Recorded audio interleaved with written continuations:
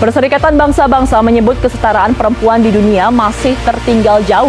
Mengusung tema Embrace Equity atau rangkul kesetaraan.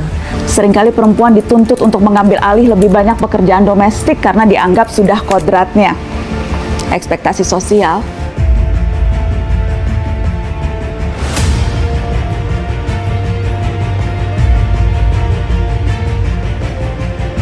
Kira-kira Mas tuh tahu nggak sih tentang kesetaraan gender atau familiar nggak dengan hal ini?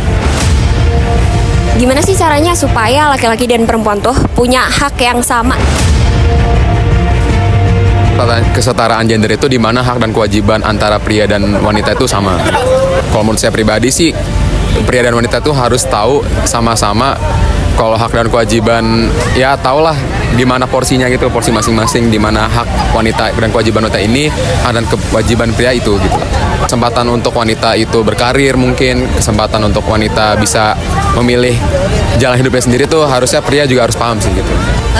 Sama perannya, tapi mungkin untuk beberapa kasus dulu pernah di mana itu satu kelompok itu kan cuma laki-laki aja. Terus waktu mau dipindah salah satu tuh ada yang nggak mau gitu loh, kayak gitu.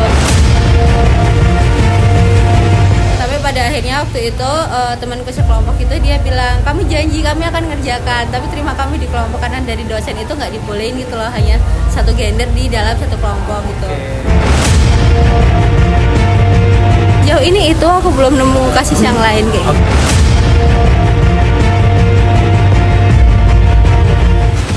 Biasanya kan dari organisasi lain itu harus ketuanya itu harus lelaki gitu kan. Nah, kalau di organisasi aku tidak harus lelaki, jadi bisa aja perempuan, dan perempuan itu juga kan bisa jadi ketua. Nggak ada salahnya perempuan jadi ketua, dan sekarang buktinya jadi ketuanya itu perempuan.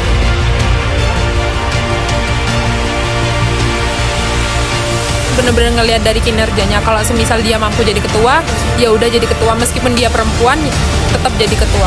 Kalau semisal laki-laki ya nggak apa-apa jadi staf atau wakil ketuanya. Perempuannya tetap jadi ketua gitu sendiri.